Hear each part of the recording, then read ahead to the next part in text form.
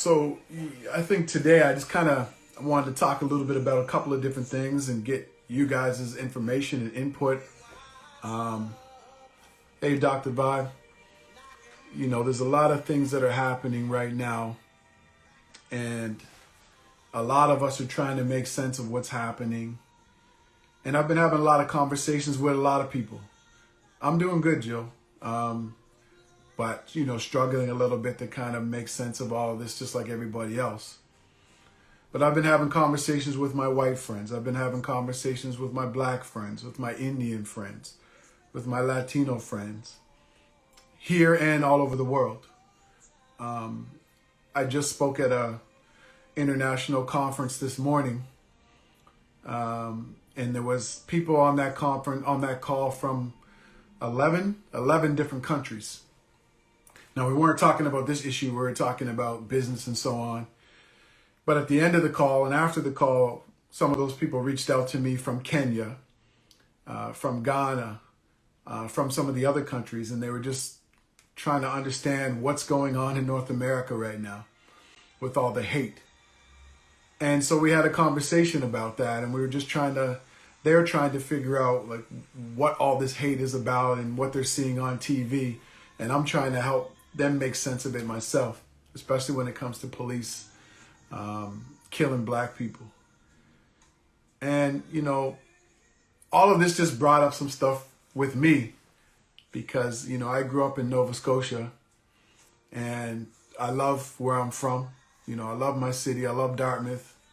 I love, the fact that I came from Nova Scotia. But I can't be a fool to act like I didn't grow up in a racist environment with school systems that tried to hold me back, with a police force that, was constantly gunning for black people. And I can tell you, 2 or 3 run-ins that I've personally had with police where there was a physical altercation. And so I was thinking about all of that and, just trying to understand where all this kind of hate comes from. And, now that I'm an adult reflecting back on some of the things I encountered in high school and university and, into adulthood in terms of racism, it's kind of hard to understand, right? And people are angry and they're tired and they're fed up. And I understand it. I understand being tired of seeing people who look like you constantly being targeted by the police, constantly being harassed, constantly being beat up, constantly being killed. And, I think the thing that we understand as black people is that we have to move differently every day when we leave our houses. And we have to think about how we interact with people. We have to think about, if we get into a confrontation with people, we have to even be conscious about that disagreement and how that could go, even here in Canada. And so, I don't know. I just kind of wanted to come on and talk to you guys and see what you guys think about everything. If any of you guys want to go live with me to talk about this, we can send a live and we can talk about it. But, I think one of the things that a lot of people are trying to figure out is, what can I do? Regardless of what race you are. I have my white friends asking, what can I do? My black friends, my Latino friends, my Asian friends. People just want to know like what they can do. And, that's a very challenging question. But it's like we've always learned. If you see some type of injustice, if you see something happening, some type of racism, some type of discrimination, some type of injustice, then say something. And I think that's a good place to start because a lot of people have been silent for many, many years when a lot of these things have been happening. And it's no judgment. It's just, while people were sitting back being silent, this situation with police has gotten so far out of control that it's come to where we are now. And so I think that's part of the thing is that, if you see something, say something. And, you know, a lot of us just sit back and say, it's not affecting me, so I'm just going to be quiet. Or a lot of people don't know what they can do. But it's like anything. If you see something, say something. If you see injustice, if you see discrimination, racism, then step up and say something, right? And I think we all kind of have that responsibility. But what a lot of people don't understand is that for Black people, it's hard for us to carry that all the time. Like, you know, the amount of injustice, the amount of things that keep us wondering, like, oh, you know, I didn't get that apartment. I didn't get it? Is it because I'm Black or because they had a better candidate? I didn't get that promotion. I didn't get that job. We're always constantly thinking about our race. And, you know, it's tiring. You know, it gets tiring sometimes. So anybody who wants to go live, let me know. Let's have this conversation about how you're feeling. Like, how are you feeling right now with everything that's going on? How are you feeling? You know, for me, it's like, it's tiring. I'm angry. I'm sad. I have all these different mixed emotions. And in a strange way, happy to see people coming together, but sad and angry that it has to be over this, you know? So, you know, those are just some of the things that I'm thinking about. But what are you thinking about? How are you feeling right now? If you want to go live, just send the request here. We can talk about it. But there's a lot of things going on. You know, it's not just the George Floyd situation in the States. You know, we have a situation here with a young Black lady by the name of Regis, who people are thinking or saying that the police might have thrown her off of a balcony. So there's a lot going on right now. There's a lot of distrust between Black communities and the police because of how police forces have been handling Black communities for decades. And so there's that lack of trust there as well. You know, we have this situation in Toronto called carding, where police were going up into Black neighborhoods and asking Black people for their information and whether they were, you know, even being suspected of a crime or not. And they were collecting people's information and they have it saved in a database. And it's things like that that kind of create all of this tension between Black communities and the police and systems, you know, systemic racism, the education system, you know, all of those types of things. And me speaking personally, I've experienced that, you know, systemic racism with the school system, with the police system, and other types of systems, you know, in my life. So I can speak from firsthand experience. So what do you guys think? What are you thinking right now? What are you feeling? Jill said, I feel sick that friends, students, and Black friends have to go through unequal treatment every single day. Yeah, Jill, you know, I've been having some of my friends, my white friends, reach out, and, you know, they're really upset and angry. One of my friends posted something on my feed here today. He and I grew up together. We played basketball together. We went to the same high school. And, you know, a couple of years ago, we met up for lunch. It was like 3 years ago. And we had this conversation about, we went to the same high school, but we had different experiences. And I told him a little bit about what it was like growing up being Black in Nova Scotia. And he was really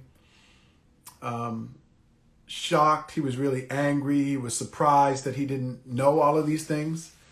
And he was really like, he really felt like he should have known. And I said to him, you wouldn't know because you're not Black, right? So we had a really great conversation. My friend Don O'Neill, he's a good friend of mine, and he's always the type of person to, you know, lend support to other people. And I do a lot of youth work, and Don works for Reebok and Adidas, and he always comes through with lots of stuff for the young people, whether it's you know, sports gear and whatever, and he's always looking to help young people. So, you know, those are the kinds of conversations that need to be had. And it's not to make white people feel, you know, feel like bad in any way or anything. It's like, you know, you wouldn't understand the experience unless you go through it, right? But we need to have these conversations. We need to be talking about what it's like to be black, how you are or not supporting sort of black people in their journeys, right? And it's a big conversation, man. There's a lot of stuff going on right now. There's a lot of anger. There's a lot of hurt. There's a lot of pain. And, you know, a lot of people think that because you have a prominent figure in place, like they thought, like, oh, because Obama was president, racism ended. Or here in Toronto, the police chief is black, so racism ended. It's systemic. It doesn't matter if there's a black person as a CEO, as the police chief, as, you know, holding some position, the highest position in the land in terms of the prime minister or the president. It still doesn't erase racism, right? Jill said we need to ask more questions. That's true. Dr. Vibe said I used to work for Adidas when I had hair. Oh boy, that must have been a long time ago, brother. It must have been a long time ago. So, you know, these are the questions. I mean, these are the kinds of conversations we have to have. We have to have difficult conversations with people. And oftentimes that requires us to step outside of our comfort zone and challenge ourselves to have conversations that we probably don't even want to have. And sometimes it's with your own people, with your own family, with your own friends, with people who look like you. Like, if you want to move the world forward, you have to get off the fence. Where do you stand in terms of certain issues, right? And, you know, when you look at prolific figures in history, you look at, you know, Malcolm X, you look at Martin Luther King, you look at Mandela, you look at Muhammad Ali. They were willing to go against everybody for what they stood and what they stood for. You know, a lot of people criticize Muhammad Ali for not going to war. And now people look back and they say, yeah, you know, he was right. And so sometimes when we're on the fence about certain things, we have to make a decision. And sometimes we have to have these, you know, these difficult conversations. And trust me, I've had difficult conversations with my family about different things, with my friends about different things. Like, in this world, it's not about agreeing with everybody. You don't have to agree with everybody, right? But you have to learn to stand up and fight for what you believe is right. And, you know, I've gotten lots of flack for that in lots of in organizations that I've worked for. Not necessarily about race, but just about seeing people being mistreated, right? I've quit jobs because I've seen people being mistreated within those organizations. It's because I stood up for what I believed in. Meanwhile, other colleagues and coworkers, you know, they didn't. And, you know, and some of them regret not standing up for themselves or for others. And so I think a lot of it is really about, like, checking yourself in terms of your values. Like, what is it that you believe in? What do you believe in, right? And if whatever it is that you believe in, are you willing to stand up for it? Are you willing to fight for it? And a lot of people say yes, but then they go quiet when they're called upon or when they're needed. And so, you know, I'm just having a conversation. I'm just talking out loud. But, you know, anybody who wants to go live, just let me know. But I want to know how you guys are feeling about what's happening in the world right now. What's going on? How are you feeling? Where do you stand in terms of what you believe in, right? Like, these are the kind of questions that you have to ask yourself. If you're trying to create this amazing life for yourself and for your family, right? Then you have to get clear about who you are and what you want and what you're trying to create in your life. And everything that doesn't kind of align with that, you block it out, you keep it over there, or you fight for it, right? And so for me, like, I don't spend time with people who don't have the same values as me. And I'm not, again, this isn't just about race. It's not, I'm just saying values. It starts with, what do you value? So for instance, like, you know, I know people who love to go out to the strip clubs and they love to go out partying all the time. But guess what? They don't call me because that's not the lifestyle that I want, right? So because I know what my values are and I know who I am, I can block out all of those things that aren't aligned with who I am and what I'm trying to become and what I'm trying to create. And sometimes that means putting distance between you and some of the people who are close to you. Sometimes that means challenging people, your own family members, your partner, your spouse, your children, to think differently. And, a lot of my family and friends call me, they say I'm different. I've heard people say I'm the chosen one. It's none of that. It's me understanding who I am, what I'm about, what I'm trying to create in the world, and being willing to fight for it. And not trying to be like everybody else. And so, sometimes when people say that to me, it kind of bothers me. And someone says, well, you're the chosen one. And I say, no, you have the same decisions about your life that I have about mine. I just choose to walk differently in the world. And so I think that's what a lot of us really need to do. We have to stop worrying about what other people will say about our beliefs and our values and what we think, and focus more on what it is that you're trying to create and who you're trying to become. Does that make sense to you guys?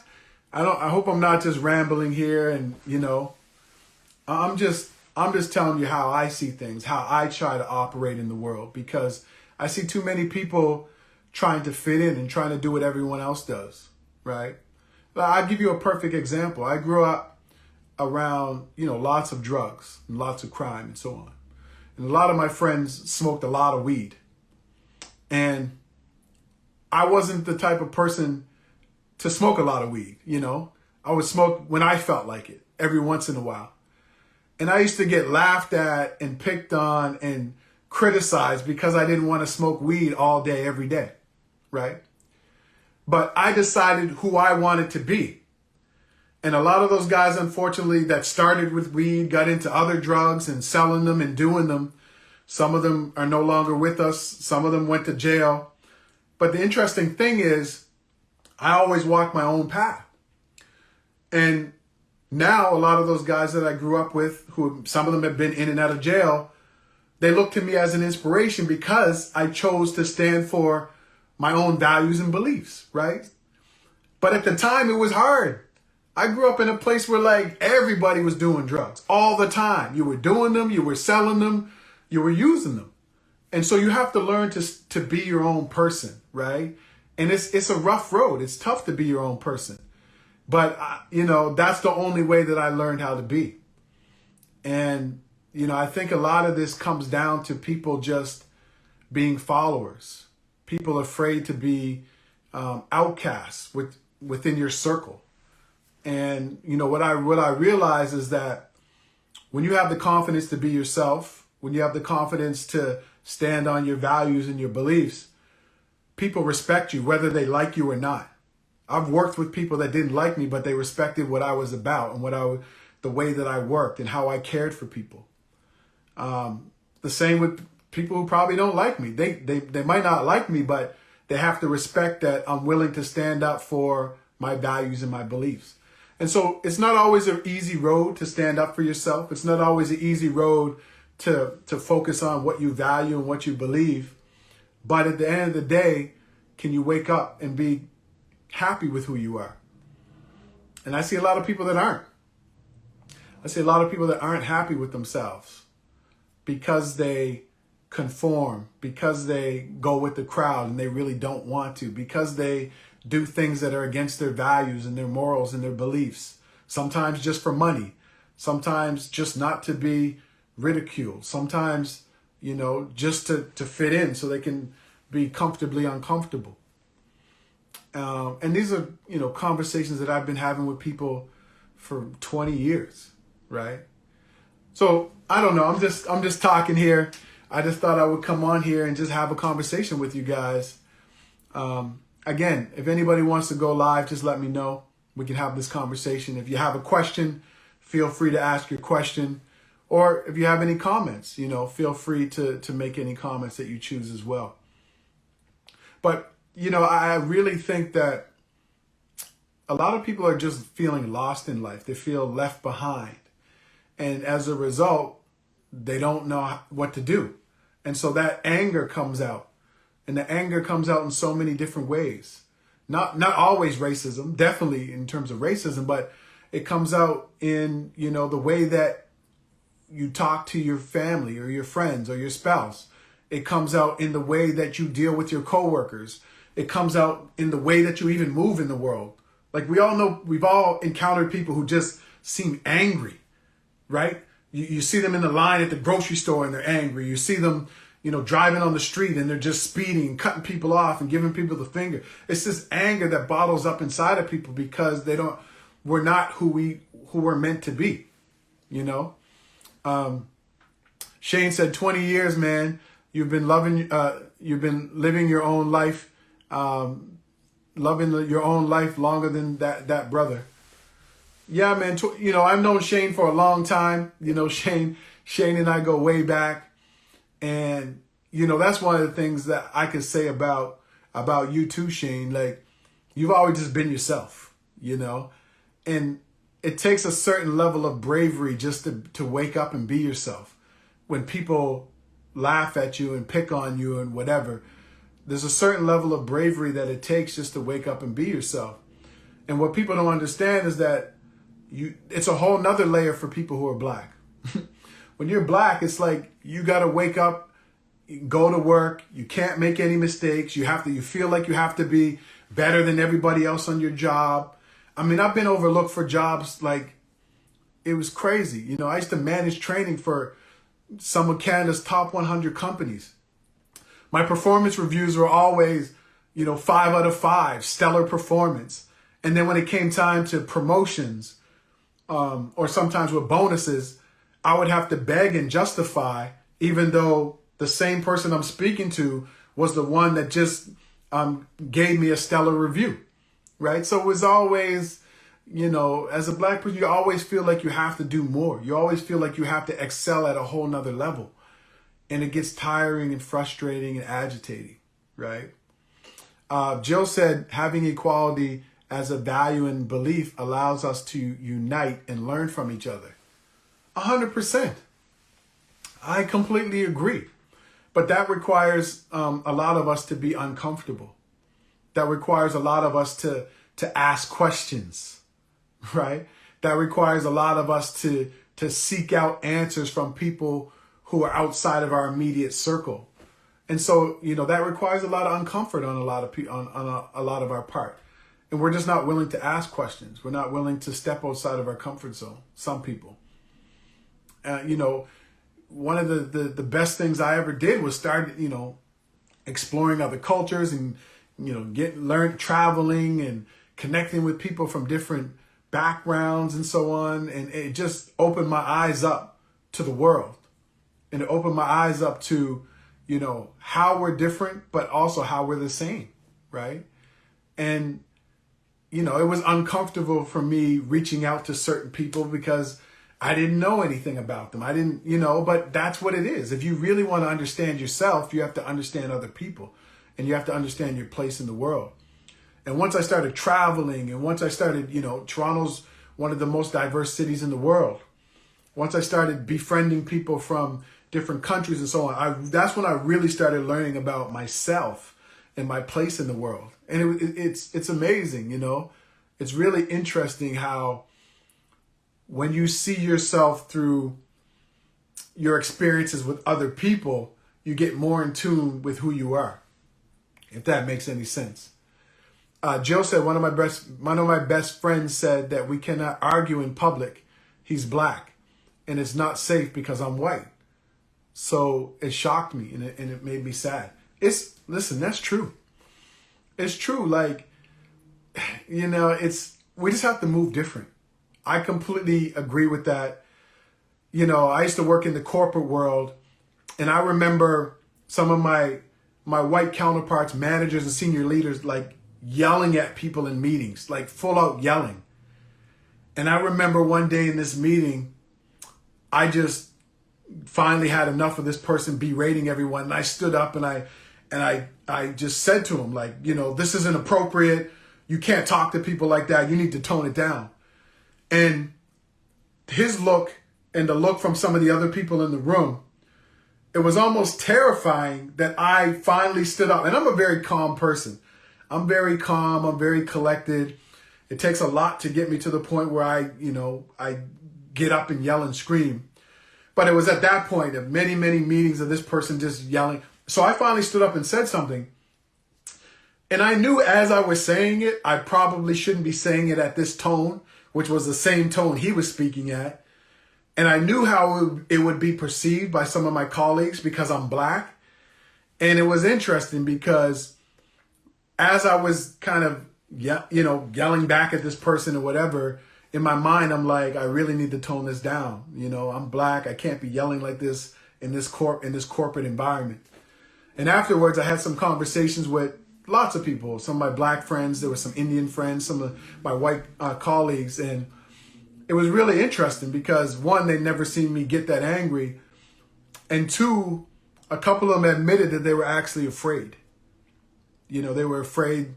And I asked why. And they said, well, I was just afraid. I didn't think you were going to do anything, but I was afraid.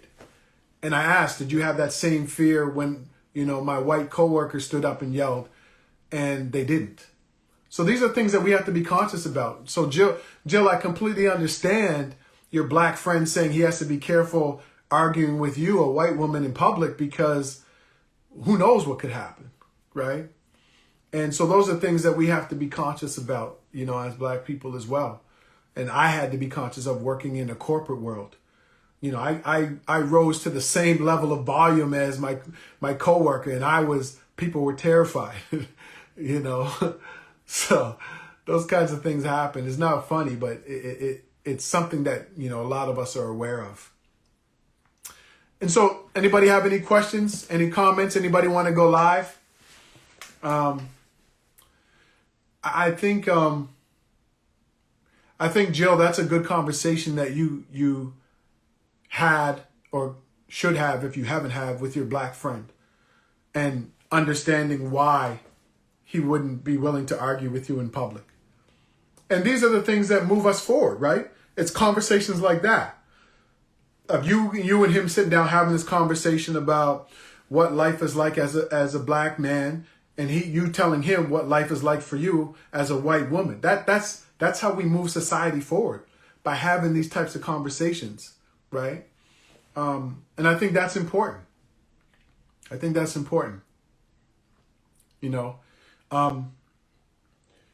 For me, I don't, if somebody asks me a question, I don't think, especially if I know it's coming from a good place, I'm not offended by it. If you're asking questions and you're coming with those questions from a good place, a place of curiosity, a place of concern, a place of understanding, most people aren't going to get mad with you about that. And so, and this isn't one way or the other. This is all of us. Black, white, doesn't matter. We all have to learn to ask questions and not make assumptions. So that's why I was asking, how are you guys feeling with all of this? What do you think you can do to help make your environment, your city, your country, the world a better place? Jill said exactly. Those deep conversations create understanding. I agree. I have an Asian friend, a Chinese friend, and him and I talk about things all the time. And I understand a lot more what his world is like being, a Chinese Canadian, and he understands my experience being a black Canadian. But we've had really interesting conversations. No problem, Shane. Thanks for tuning in, brother. But Joe, you're completely right, Joe. We need to learn to do that more. We need to learn to step up, to have conversations, to talk about difficult things. It's the same as in your relationship, right? Those of you who are in a relationship and you have a partner, haven't you had to have difficult conversations with each other about your life, about finances, about raising your kids, where you want to live, about your goals and your dreams, right? And I understand it's a different dynamic, but we all need to have these different conversations so that we can understand ourselves better. Having those conversations with my Chinese friend helped me understand myself better. Having these conversations with my Peruvian and Cuban friends helped me to understand myself better, right? Having these conversations with my white friends helped me to understand myself better. And we can educate each other in terms of what life is like for each of us. All right, let's go live here with Dr. Vibe.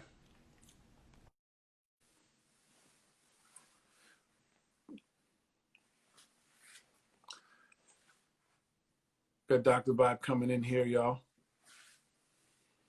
And I was just on, Dr. Vibe's conversation, I think it was last night, and he was talking about a lot of these topics he had with his panel. So, it was interesting to hear from his panel and hear their perspectives on what they see happening right now and how, the Black. That was a really good conversation that Dr. Vibe had last night. Dr. Bob, I see it declined or something happened, so you can resend that again if you want to go live. So, but Jill, I love it. I love the fact that you're having conversations with your friends. I'm always having conversations. I'm a naturally curious person, so I'm always, trying to understand things and understand the world and understand my place in it.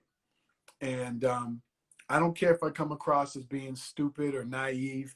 If there's a question I want to ask, I'm going to ask it because I'm asking from a place of curiosity and a place of understanding. And, most of the time, even when I know I ask stupid questions to some of my friends or strangers or whatever, they know, they can tell that it's not from a harmful place. So we can have that open dialogue. Let's try to get Vibe back in here. So I love it. I love the fact that you're continuing to have those conversations, Joe. Dr. Vibe, what's going on, brother? Everything's going on. How are you and the fam keeping? Yeah, we're good, man. We're good. Like I said, there's a lot of conversations going on. I really appreciate that conversation that you had. It was yesterday, right? Oh, that was intense. Very intense. That was a powerful conversation, though, man. Yeah, well, thank you for jumping in. There's a part 2 happening next week. Okay, I got to tune into that. So, I got to tune in. Everything's good with you, wife, mom, and family? Everyone's good, man. Everybody's we're all doing well. I tell people again, I tell people I'm doing fine. I'm not doing well. Yeah. And how's that superstar nephew?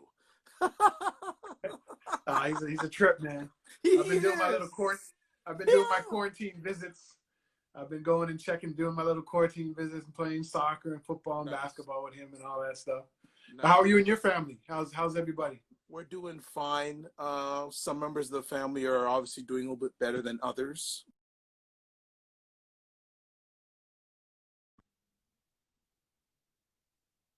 Challenging time, but we're going to be all right if we choose to be all right.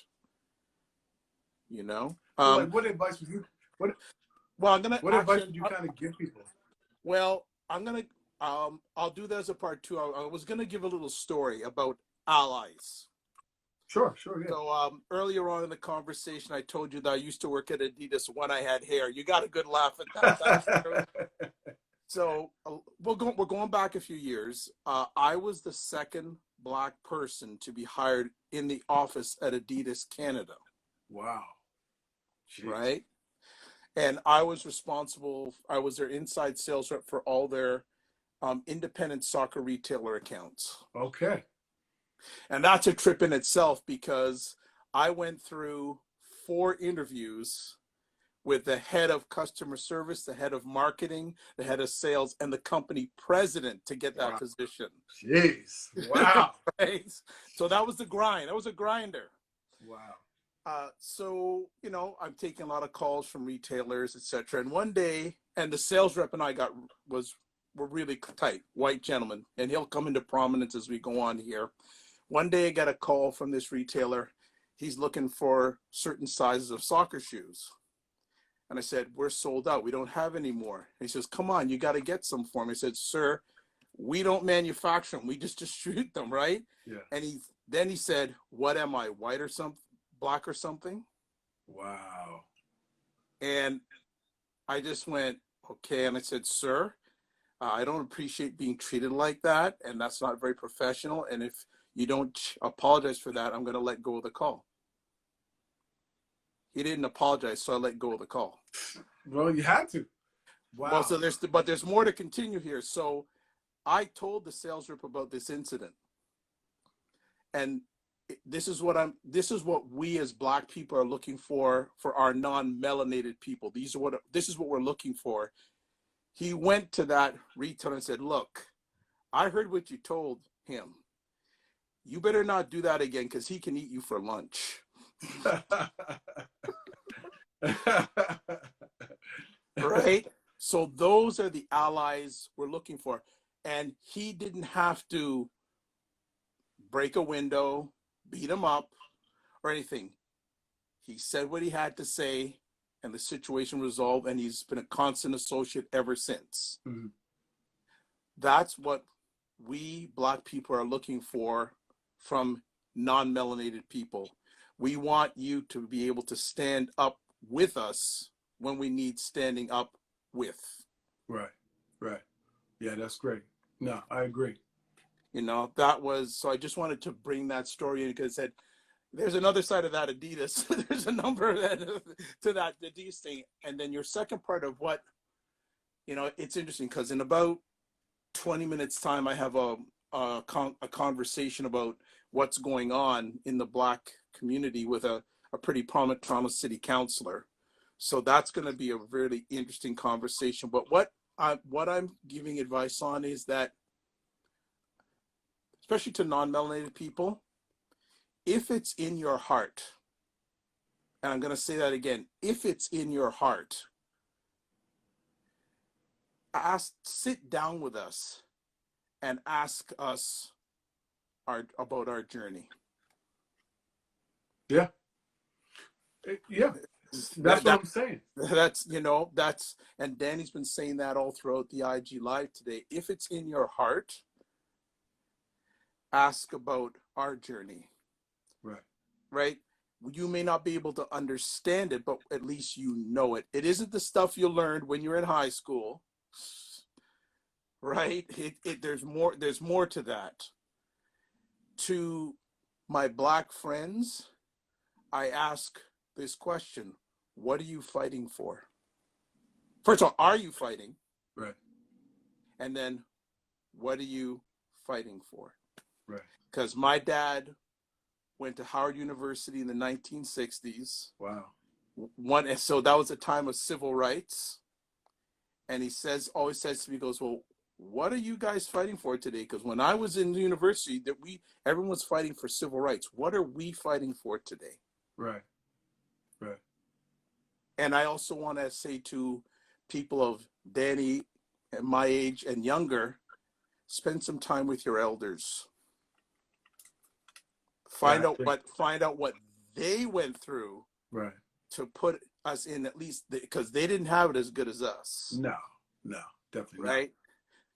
We need to glean from our elders and our history to move forward. No, I love that. I love it. And you know, and this is what I'm trying to say. Like a lot, you have to know, like, who are you, right? If you don't know who you are, it's easy for you to get caught up and get lost in other people's stuff. Okay, these people are over here doing this and marching or feel this way. I've been against these group of people. So I'm with you guys because I don't know who I am. Okay, these guys are over here doing this. That's the environment that I grew up in, Dr. Vibe.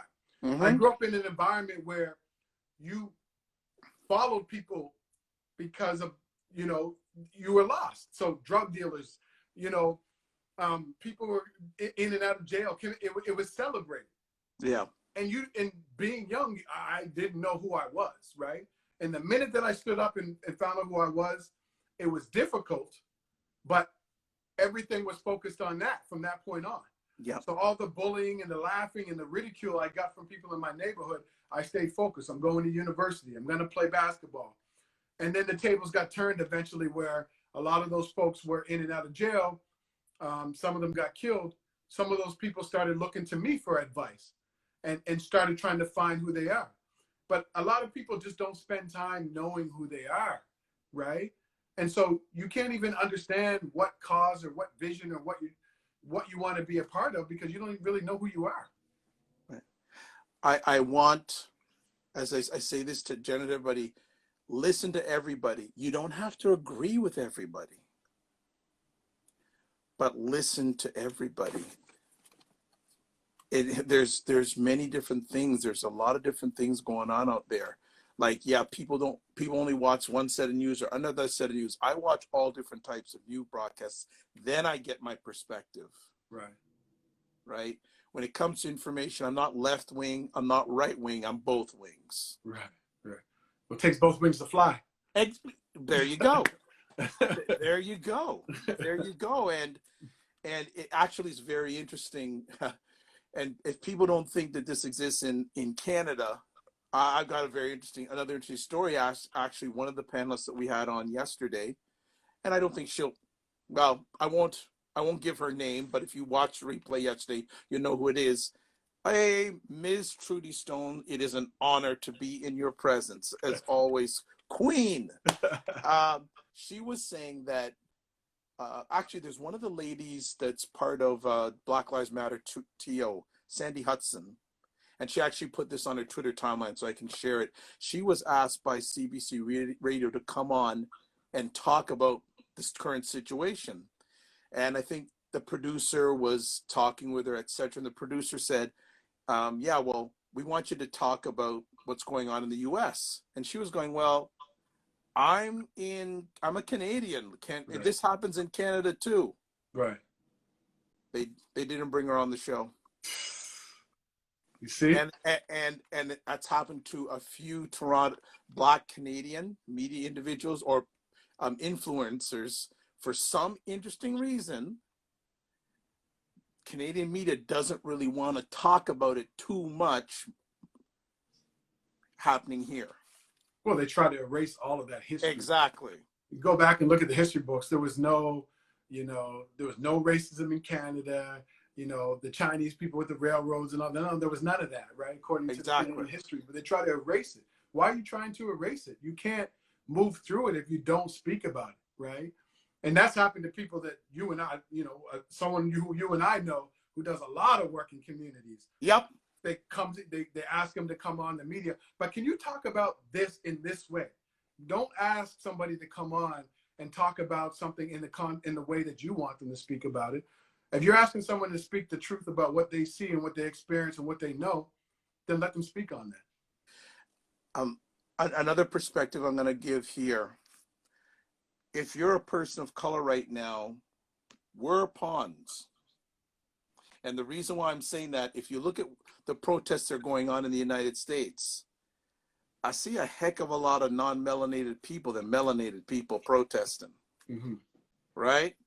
So we're pawns, right? We are being leveraged for gain.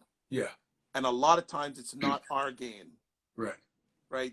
You have the right wing there, you have the Antifa, but they're not doing it for us. No. Right? No. So that's another thing I want to make sure the non-melanated people who aren't protesting out there, and I know there are some that are doing with true heart, but some of the stuff that's going on south of the border, that's a political game going on right there. Right. What's up, Sean? G Smooth, K Jammy. Jill said, yes, who you are and what do you stand for? Who are you and what do you stand for? Yeah. One of these days, Jill's got to come. How come, Jill, you don't come on? I know. She always drops all these jewels. And Jill, I'm not, Jill, I'm going to drop you if you don't come on with a damn these things, man. We need to hear your heart, because your heart is where a number of people need to be. And she's awesome, man. She's doing a lot of work with students from different backgrounds and so on. Jill's amazing, man. So I definitely have to come on sometime, Jill. Yeah, Jill, you gotta make up. What's up, Kate Jammy? Hope she's laughing. We're not laughing. We're serious. But I think sometimes too, though, Vibe, and you do this really well. Sometimes, and you just did it here, we have to invite people into the conversation, right? Yeah. You have to say, hey, it's okay for my non-melanated friends. Like, let's have this conversation, Yeah. right? Let's talk about this. Why do you feel that way? What are you missing? What aren't you seeing? Let's talk about it. And Yeah. sometimes you just need an invitation. It's like, you know, some of my friends, right? Like, I'm always the one reaching out to people. I'm like, I'm not going to invite myself to come to your house, bro. I'm not going to, you know what I mean? If you want me to come, invite me. And Yeah. so I think that's what we need to do for people. Invite them into the conversation Yeah. in a non-threatening way. Just come in and let's have this conversation. It's actually another quick story. A number of years ago, I was doing a live stream about fatherhood, and there were two black men on the call, and there was another, and there's a gentleman I haven't spoken with for a while from Texas, white gentleman, beard, but great heart, and he came into the conversation, and the body reaction of the two black men on there was really interesting, and he said, "Do you don't? I'm a father too." Right. And it was Right. really, it's another great ally moment that he said, you know what? I feel the pain that you have. I'm a father like you. And it was really, man, I got to pull up that conversation. It was one of those moments that it was just frozen in time, that if people want to do a good thing, invest some time with other people. Yeah. Yeah. And vibe, it's also about focusing on, we always focus on differences. We allow society and all of these hidden groups to Yeah, divide yeah, us. And we need to focus on, like, like that father, what do you have in common? Well, we're both fathers. Okay, that's yeah. why you're here. And that's what we need to, like, we have to focus on that. You're a human being. Let's start there, right? We're from the same city. Like, start looking at the commonalities, and the commonalities in terms of values and beliefs, right? But we're always, you're over there and I'm over here, right? It's always this division all the time. You know, that's a huge, huge knowledge bomb you just dropped there, Danny, because too many times, too many of us are looking at what we don't have in common. Mm-hmm. And we really need to emphasize, it's like that old thing. When you're single, you always hear the thing is that, oh, opposites attract, Right. right? But you know what? I say that's rubbish, because there has to be something in common that makes a relationship work, Right. Right. right? You and Miss Stone, you have some opposites, but Yeah. at the core, you're alike, Yeah. Yeah. It's true. right? So I want to share with people, if we can get the foundation right, and Danny always talks about his story about him and Miss Stone, how they got their house and all right. It's like a house. Let's get our foundation right, folks. Mm-hmm. Mm-hmm. Right? Because if we get our foundations right, we're still going to have differences along the way. That, against everyone's different. But if we have our foundations right, it not only will be right for us, but also the generations after us. Because our kids are looking at us right now. Mm-hmm. Whether you have kids or not, doesn't matter. People are looking at you. Yeah. You know, everyone who's watching this live on the replay, you have influence. Vibe. I love that what you said.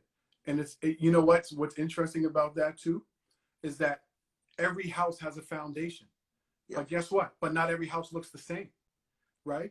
So you can look at a house and say, that's a red house, that house looks different than that, and appreciate the differences in both of them. And so we have to stop this um, this thing about, and the other thing is about always recognizing differences, right? Or saying, I don't see any difference. I don't see color. I don't see any. No, yes, you do. But it's okay to acknowledge that, right? We have to stop this and just say, look, I see the beauty in you or what you're doing or whatever. We're not the same, but that's okay. It's not, we're not trying to, the world shouldn't be a place where everybody's trying to be the same, where we all look the same and act the same. That's not what it is. It's about saying, look, you and I are different. I see that. But like you said, what's the foundation here? The foundation is we're both out here trying to create better lives for ourselves and our family. The foundation is we're both trying to make a greater impact. The foundation is we're both trying to create a legacy. We're both trying to help people learn and grow and experience the world and make it a better place. That's the foundation. But it's okay that we have other differences, right? This is good that people are jumping in. Hey, thanks for jumping in, people. It's Yes. it's amazing, and I see new faces, and that Seymour's. yeah, that's good stuff. New faces. Charles Edward York, great to see you. Is that York as in York U, Fort York U? But yeah, I think that yeah, this is as I have been saying for the last number of months, it's a critical time, folks. Mm-hmm. It's a really, real critical time, and that's why people like Danny, like his wife, Like you. um, oh, I do my best. I do my best, right? I do my best. That we just, what can you do to be more smarter, better, wiser, happier, and also know it's got to be bigger than you. If it isn't going to have a positive impact on anyone other than yourself, don't do it. Mm-hmm. Just don't do it. The world is in too critical of a moment to have damage on other people, and I don't think anyone who's watching this live on the replay wants a reputation as a herder. No, no. Yeah. My man, I have to jump off. No, thank you so much for jumping in, man. I really appreciate it. And we'll be seeing each other in a few hours because we got our call this evening. That's right. I'll be on that call as well. So thanks a lot, man. As always, you guys aren't following the Dr. Vibe, make sure you follow this guy. This is the kind of knowledge that I get from him being his friend. I get this all the time. It's two ways, and also a shout out to what Trudy is doing. Both Danny and his wife make me better. That's why I'm here. Oh, thank you, man. I appreciate that. God bless and keep the faith. All right, take care. See you. Bye-bye. Yeah, woo! Every time Vibe comes on, he always drops something on us. So I really like that. I like the fact that, it's about a foundation. And now is the time where we have to look into ourselves, right? This is the time where you have to look deep within yourself and ask yourself, like, who am I? What am I about? It's not something it's not a conversation that we have with ourselves. And this is an opportunity for us to say, okay, what am I about? What do I stand for? Right? And what am I willing to do for what I stand for? And so I think this is an opportunity. And I'm having lots of conversations with people who are at that place right now in their life where they're like, well, what is this about? What am I supposed to be doing? How can I step up and make this a better place? And so maybe that's something that you have to ask yourself. I'm constantly asking myself that. I'm constantly asking, how can I serve more? How can I help more? And, I come up with things like this, going live 3 times a week. I just started my brand new podcast. It's going to be out really soon. The podcast is all about helping people create the life that they want. Like, there's no perfect plan to this. I just jump and do things because my whole mission in life is just to help people become better, the best version of themselves, to find their thing and do it more in the world. And it sounds stupid, but lots of people are doing it. So why not you? Why do you have to stay stuck in some area of your life? Why do you have to stay, trying to figure things out? Why don't you make that leap and get clear with who you are and what you want and how you're going to show up and stand up for yourself and for others and be the type of person that you want to be? You don't need permission. I always tell people, you don't need permission to be who you're meant to be. And sometimes we look to other people to validate that for us, but you don't need permission. I realized that a long time ago. I used to look to my family and friends and coworkers to give me permission to be who I wanted to be, to walk the path that I wanted to walk. And then I realized I don't need permission. I just do it. And so I think that's the case for you. Like, figure out who you want to be, how you want to show up in this world, what you stand for, and do it. Charles said it. Dare to do great. We are the authors of our own life. Man, that's so phenomenal, bro. I never thought I could write a book. I wrote 2 books. I never thought I was a public speaker. I stand on stages now. Why? Because my mission is bigger than my fears, right? You guys often hear me say this: make your why bigger than your whining. Make your why bigger than your whining. Make your reasons why you wake up every day, why you continue to become better every day, bigger than all of the excuses that stop you. If you see something that's wrong, if you see something you don't like, if you have a goal or a dream, then stand up and go for it. That reason why you have to chase that, or why you have to stand up against that injustice, or why you're trying to create this better life for you and your family has to be bigger than any reason that you tell yourself not to take action. You know? And it sounds simple, and I know it's not simple, but the minute that I stopped living other people's versions of my life and started living my own, my life just took on its own journey. It's because I'm on the path that I'm supposed to be on, not somebody else's path. And so maybe that's the case for you. Maybe you got to look into yourself and say, like, who am I really? Aside from all the roles that you play, aside from being a parent, a partner, an employee, a business owner, all of these other roles, like, who are you at your core, and what do you stand for, and what are you about, right? Get real with yourself. I did that many, many years ago. My whole life changed when I did that, and I think that's where a lot of us are right now in this time. We're all trying to figure out how can we help, how can we, stand up for injustice and all that kind of stuff. Well, you have to really look at who you are and what you stand for and what you're about. Once you figure that out, and then you know what you believe in and your values, and you stand up for that. So yeah, this was a great conversation.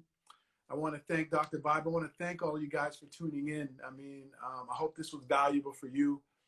It was valuable for me just talking to you. We got about a minute left. So I just really, I'll be back again on Wednesday. I may have a guest on Wednesday. You guys know I bring phenomenal people on here, just like Dr. Vibe and others. So I'll be back on Wednesday, same time, 2 p.m. Eastern. In the meantime, my podcast is here, kind of. So I'll give you guys a sneak preview. The podcast is called Grind and Gratitude with Danny Stone. I haven't publicly announced it anywhere, but you guys are my family. So Grind and Gratitude with Danny Stone. Go ahead and check that out. And I'll be back on Wednesday with more conversations, more maybe a guest. If not, it'll just be you and I and so whoever stops in. So you guys, I really want you to reflect and take this time to think about the world that you're trying to create, the life you're trying to create for yourself and your family. And again, thank you guys so much for tuning in. I really appreciate it. Thanks, everybody. Charles, Seymour's Walker, Jill, everybody else who was on here. Thank you so much. Have a great day. Take care.